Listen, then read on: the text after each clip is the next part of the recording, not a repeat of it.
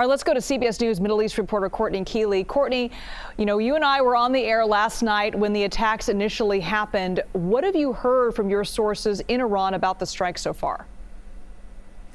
Well, first of all, we spoke yesterday evening as it just started, and my phone was popping off, as you remember.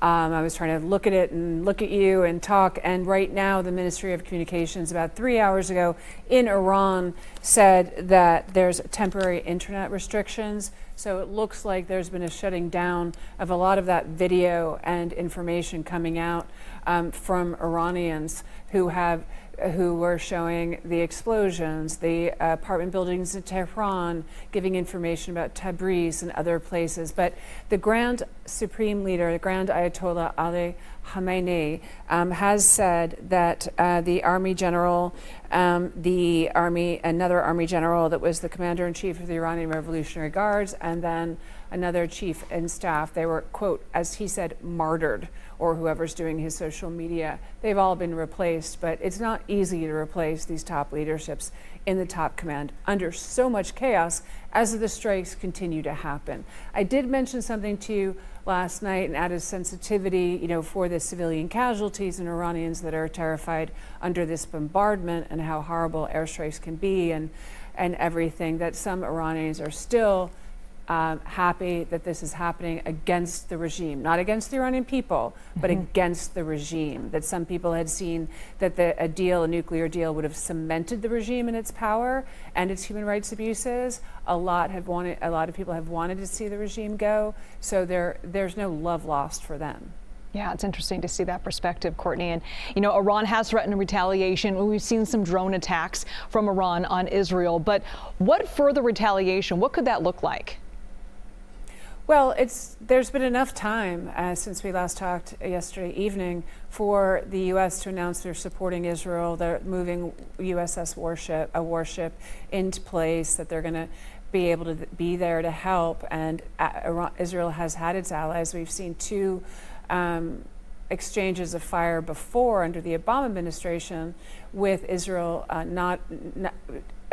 being able to knock those ballistic missiles out of the sky with alliances' help and covert deployments in and around Israel. They've had time to scramble for that now, and obviously the Trump administration will do it differently. But this is really a decimation of so much in Iran right now. Mossad was on the ground. There's satellite imagery, but there's no confirmation for them. But they were shooting drones everywhere. There were airstrikes. They went after the Air Force. They went after nuclear facilities. They went after the largest oil refinery. We're looking at cities and places like Tabriz and Tehran. It's such a multi-level, multi-pronged attack that people are starting to now call it a war, that Israel's at war with Iran. And the Supreme Leader also said that the U.S. will be punished. I looked at Al-Manar TV, Hezbollah TV. Even though Hezbollah has been decimated, they still have their communications up. They said the enemy has crossed all red lines, and they said America will reap nothing but shame and loss, because America is the protector of Israel.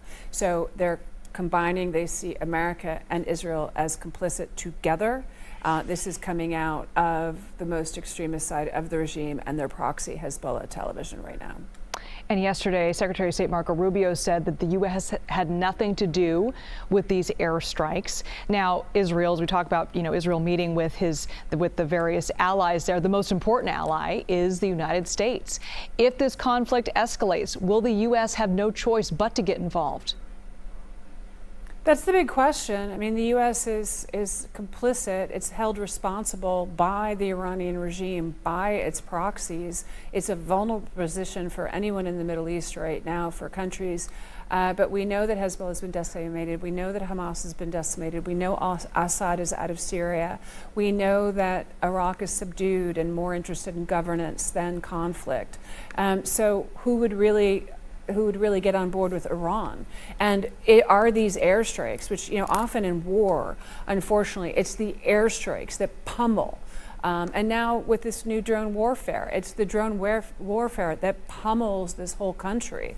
Will they pummel them into submission? Will, the Ayatollah is still large and in charge, and releasing statements saying we're this martyrdom, that martyrdom, all these top officials, the martyrdom, and then immediately appointing men in to take their place. So it's still a wait and see. But the U.S. do know that President Trump did say, look, we said we gave them 60 days. It was day 61, and we're hearing more than we did last night about how much the U.S. really knew.